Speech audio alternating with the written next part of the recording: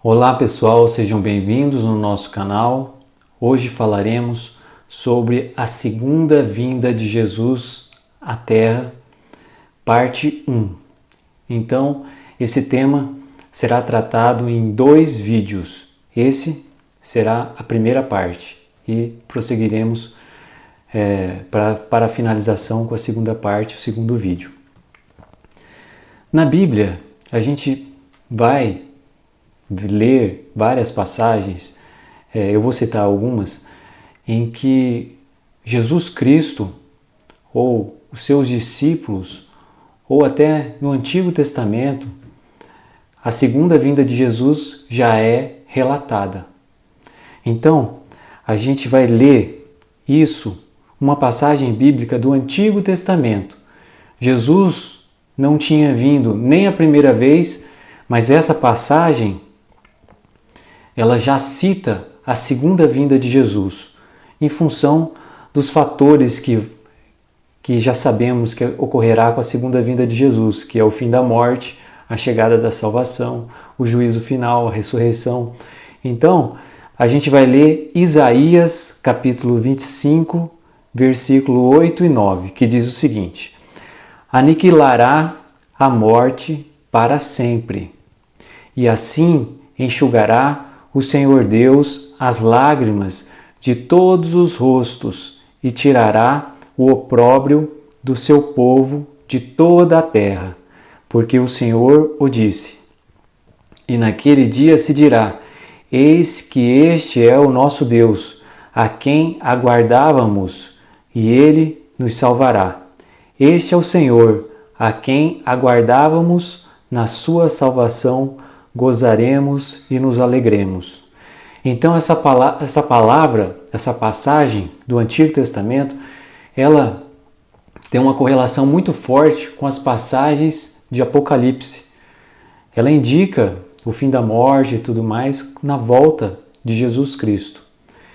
Agora a gente vai ler algumas passagens bíblicas que o próprio Senhor Jesus Cristo mencionou que ele retornaria à Terra. E quando ele mencionou essas passagens que a gente vai ler agora, essas passagens que eu vou ler agora, ele ainda não tinha passado pela morte, ele ainda não tinha sido crucificado. Mas ele estava explicando para os discípulos, para as pessoas que acompanhavam ele, que ele viria outra vez.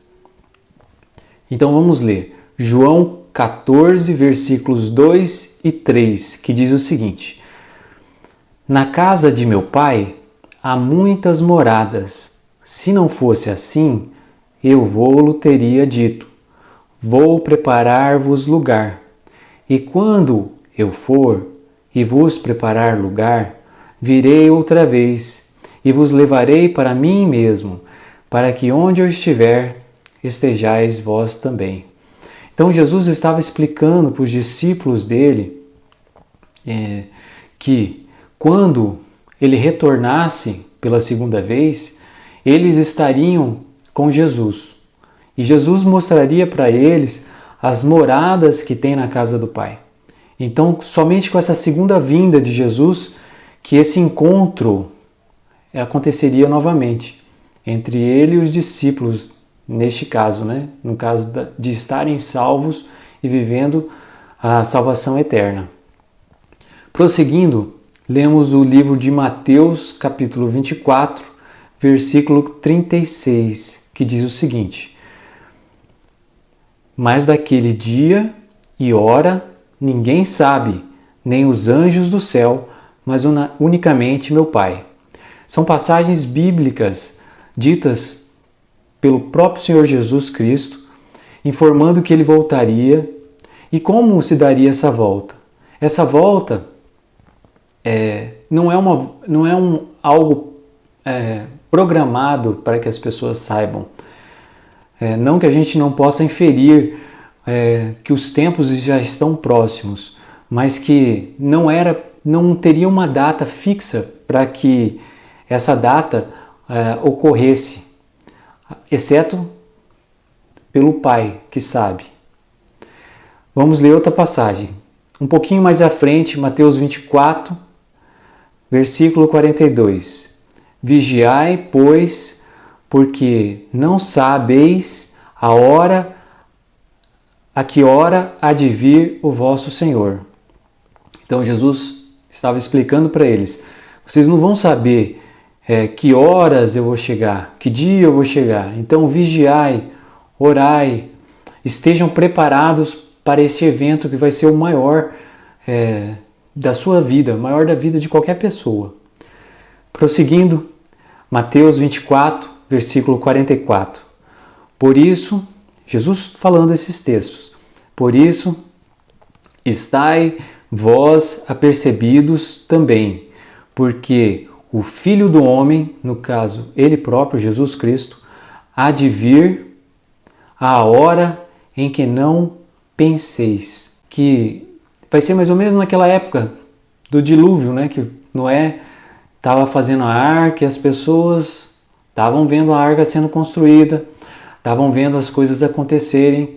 Eles não sabiam exatamente quando ocorreria o dilúvio, mas eles estavam acompanhando o projeto da arca, que ela estava acabando, que já estava, supondo, pintada, já estava pronta para receber as pessoas e os animais. Então, Deus não vai dar uma data exata, mas pelos acontecimentos a gente pode inferir que esteja próximo, assim como foi no tempo do dilúvio. E as pessoas, no tempo do dilúvio, como agora, estão sem se aperceber que o tempo está próximo, o próximo da época que Jesus voltará. Alguns nem acreditam nisso. Vou ler outra passagem, agora livro de Marcos, capítulo 13, versículo 32 e 33, que diz o seguinte: Mas daquele dia e hora ninguém sabe, nem os anjos que estão no céu, nem o Filho, senão o Pai. Olhai, vigiai e orai, porque não sabeis quando chegará o tempo. Então Jesus, ele exorta para que a gente esteja vigiando, orando, que esteja preocupado com esse tempo que está chegando. Porque a gente não sabe exatamente quando vai acontecer, mas a gente sabe que vai acontecer e que pelos acontecimentos não está longe de acontecer. Vamos agora ler Mateus capítulo 25, versículos 31 e 32. E quando o Filho do Homem, no caso o Senhor Jesus, vier em sua glória e todos os santos anjos com ele, então se assentará no trono da sua glória, e todas as nações serão reunidas diante dele, e apartará um dos outros, como o pastor aparta dos bodes as ovelhas. Então, quando Jesus retornar, ele vai separar aqueles que andaram em justiça e aqueles que não quiseram andar em justiça. Haverá essa separação, haverá a ressurreição, haverá o juízo condenatório para aqueles que não quiseram andar nos caminhos de Deus, e haverá também a salvação eterna para aqueles que acordaram, que estavam dormindo o sono da morte e acordaram para a ressurreição da vida. E aquelas pessoas que estavam vivas durante aquele acontecimento, que ainda não tinham passado pela experiência da morte, eles serão transformados, aqueles que forem fiéis a Deus. E aqueles que não forem, eles também farão parte do outro grupo que será, digamos assim, condenado à morte eterna. Um terá a vida eterna e o outro a morte eterna. Né? Vamos prosseguir. Livro de Lucas, capítulo 9, versículo 26. Jesus falando: Porque qualquer que de mim e das minhas palavras se envergonhar, dele se envergonhará o Filho do Homem quando vier na glória quando vier na sua glória e na do Pai e dos santos anjos. Então, hoje é o dia que a gente pode falar de Deus, podemos falar de Jesus, e não temos que nos envergonhar de falar dele, mesmo que a gente esteja numa situação que as pessoas às vezes nem acreditam em Deus, ou que zombam da gente de alguma forma por você estar pregando a palavra. O que acontece? Hoje é o tempo de não nos envergonharmos do Evangelho de Jesus, porque um dia ele voltará. E aquele que se envergonhou dele nos momentos que a gente está passando agora, ele também diz que vai se envergonhar dessa pessoa. Então, vão ser separados os bodes das ovelhas. Então, realmente vai acontecer um juízo final. As questões espirituais serão resolvidas de fato. E aquelas pessoas que morreram em Cristo ou que ainda não tiveram morrido, quando na volta de Jesus, essas pessoas estarão com Jesus para sempre. E aquela promessa de Isaías, que Deus enxugará dos seus olhos toda lágrima e não haverá mais morte, ela se aplica a esse dia. Eu vou citar mais algumas passagens bíblicas, mas agora já havia Jesus passado pela morte da cruz. Ele tinha morrido na sexta-feira, em uma sexta-feira, ele tinha descansado no sábado e no terceiro dia ele ressuscitou, no domingo. Só que quando ele ressuscitou, ele ainda ficou alguns dias na terra ensinando acerca do Espírito Santo, acerca de outras questões que envolviam o reino celestial. E em Atos, capítulo 1, versículo 2 e 3, que diz o seguinte: até ao dia em que foi recebido em cima, depois de ter dado mandamentos pelo Espírito Santo aos apóstolos que escolhera, aos quais também, depois de ter padecido, se apresentou vivo, com muitas e infalíveis provas, sendo visto por eles por espaço de 40 dias, e falando das coisas concernentes ao reino de Deus. Aqui, os discípulos estão falando o seguinte, que Jesus se apresentou vivo, ele apresentou provas que ele havia ressuscitado, e ele passou instruções para os discípulos acerca dos mandamentos e as questões celestiais mesmo, falando dessas coisas por um prazo de 40 dias e comprovando que ele se apresentou vivo, ou seja, Jesus, como nos outros vídeos que a gente viu, que falavam do estado da consciência após a morte, ou melhor, da inconsciência após a morte, Jesus Cristo é as primícias da ressurreição. Então, assim como Jesus já foi ressuscitado, os próximos a serem ressuscitados, a primeira ressurreição após essa de Jesus, são dos salvos, ou melhor dizendo, das pessoas que morreram aguardando a vinda de Jesus, andando nos caminhos de Jesus. Agora vamos ler Atos, capítulo 1, versículos 6 ao 8. Ao versículo 8, que diz o seguinte: aqueles, pois, que se haviam reunido, perguntaram-lhe dizendo: Senhor, restaurarás tu neste tempo o reino a Israel? E disse-lhes, Jesus falando com eles, eles se reuniram para saber o que Jesus iria fazer em relação a Israel.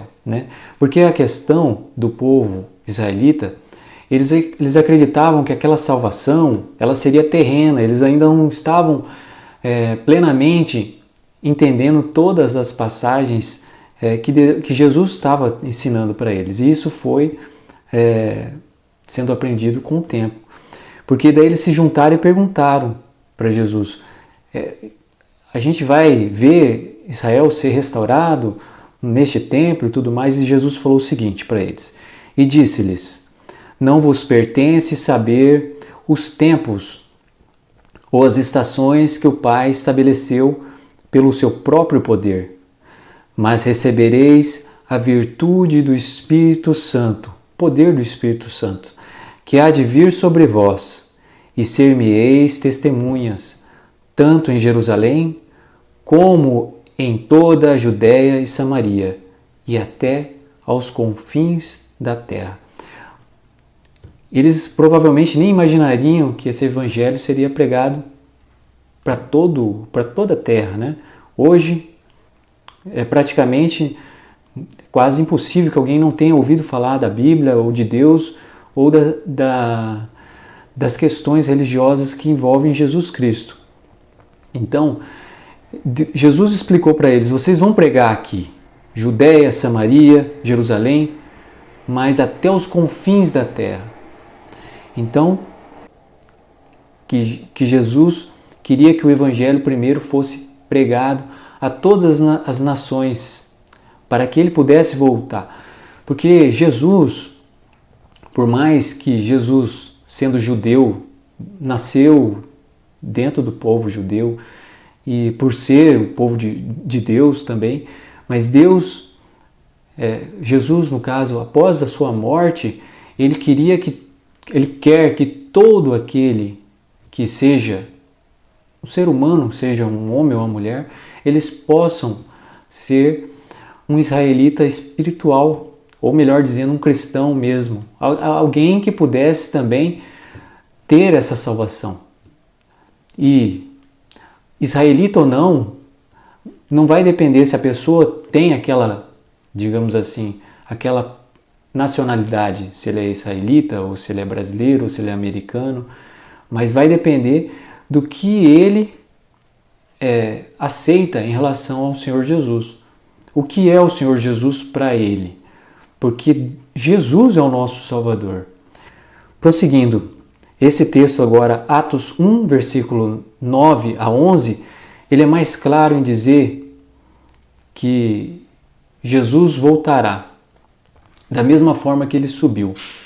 Quando eles estavam nessa reunião, Jesus foi subindo ao céu e já não mais continuou com eles ali, né, desde então. E aquelas pessoas que estavam vendo aquilo, talvez com saudade do Senhor Jesus ou qualquer coisa assim, foram, digamos assim, interpelados por dois anjos. Tudo indica que eram anjos. E eles dão uma explicação muito importante sobre a saída ao céu de Jesus e como será a sua segunda vinda. Nós vamos ler Atos capítulo 1, versículo 9 ao versículo 11, que diz o seguinte: E quando dizia isto, vendo-o eles, foi elevado às alturas, e uma nuvem o recebeu, ocultando-o a seus olhos, e estando com os olhos fitos no céu, enquanto ele subia, no caso de Jesus, eis que junto deles se puseram dois homens vestidos de branco. Provavelmente dois anjos. Com certeza, dois anjos. Os quais lhes disseram: Homens galileus, por que estáis olhando para o céu? Esse Jesus que dentre vós foi recebido em cima no céu, há de vir assim como para o céu o viste ir. Ou seja, Jesus voltará.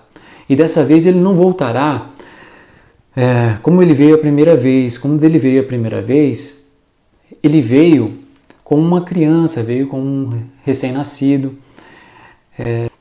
Jesus era um bebezinho, então ele precisava de cuidados. Por mais que Deus, de uma forma ampla, estava cuidando dele, né, de todas as formas, mas ele tinha um cuidado específico humano. Agora não será mais dessa forma. Ele não vai vir como uma criança, como um ser, digamos assim, indefeso, né? Jesus virá como um rei, como Deus mesmo. Existem passagens que a gente ainda vai ler que não vai tratar sobre esse tema, mas vamos tratar sobre a ressurreição, sobre o juízo final, sobre todas essas questões. E vai ter textos que a gente vai ler que fala como é digamos assim, o físico de Jesus em alguns contextos, né? João relata, né, que viu um ser com os olhos de fogo, com os cabelos muito grisalhos, e era o próprio Jesus dizendo para ele: olha, eu já morri e agora eu vivo para sempre. Então, nosso Deus, nosso Senhor Jesus, ele virá para julgar, ele virá para salvar também. Por que salvar e julgar? Porque aqueles que estiverem em consonância com Deus, estiverem buscando fazer a vontade de Deus, nós não seremos julgados. Como não seremos julgados? Porque Jesus morreu por nós na cruz, aceitamos esse sacrifício de Jesus, Ele morreu por nós. Mas aquelas pessoas que não quiseram andar nos caminhos de Deus, eles é como se não estivessem aceitando esse sacrifício de Jesus. Então, por isso, esses serão julgados. E resta-nos estarmos nesse dia preparados. Vai ser um acontecimento ímpar. Vai ser o maior acontecimento que a Terra, que qualquer ser humano presenciou. E os anjos também. Então, será um acontecimento forte também, porque Jesus virá com a sua espada, ele fará justiça, né? Então, o que acontece?